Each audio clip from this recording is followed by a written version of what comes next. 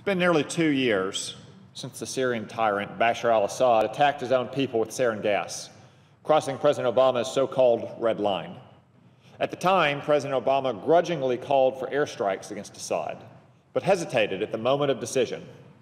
When Secretary of State Kerry opened the door to a negotiated solution, Vladimir Putin barged in, allowing Assad the pretext of turning over his chemical weapons to avoid U.S. airstrikes. The president's Amen chorus proclaimed a strategic masterstroke. But it wasn't so. Street-smart observers were on to Assad's game. He only needed to keep a tiny fraction of his chemical stockpile to retain its military utility. Syria thus could open most, but not all, of its facilities at no cost to the regime.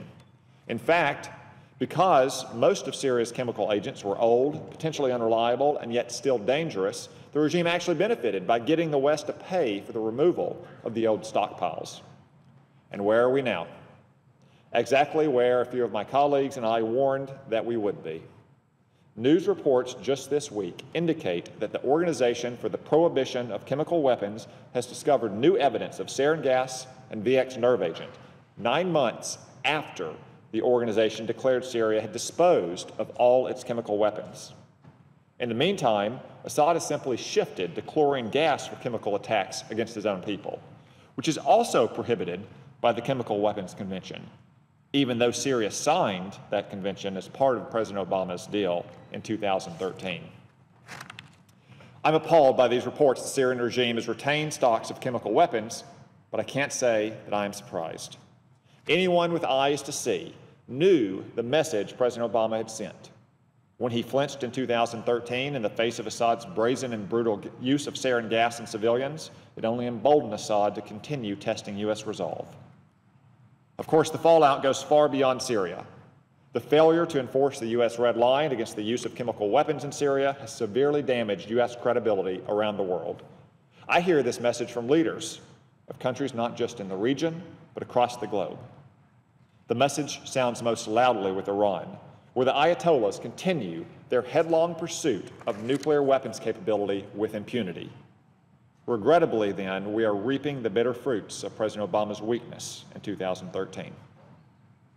There are two simple lessons we must draw from this sad sequence of events.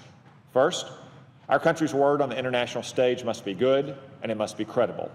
When a president draws a red line and fails to back it up, it only emboldens our enemies and makes America appear as the weak horse. Remember, Osama bin Laden famously said that when given a choice between a weak horse and a strong horse, people will, by nature, root for the strong horse. Under Barack Obama, America increasingly looks like the weak horse. Second, we cannot trust tyrannical regimes to abide by agreements unless we force them to do so. This means that any agreement with Iran about its nuclear weapons program must contain the most stringent conditions, impose the most intrusive verification procedures, and ultimately prevent Iran from obtaining a nuclear weapons capability. The framework agreement President Obama has reached with Iran meets none of those standards. Moreover, the administration's concealment of Syria's cheating surely foreshadows how it will look the other way when Iran cheats on any final deal. Assad's cheating on his chemical weapons agreement today is devastating for the people of Syria. But Iran's cheating on a nuclear agreement in the future could be catastrophic for the United States and the world at large.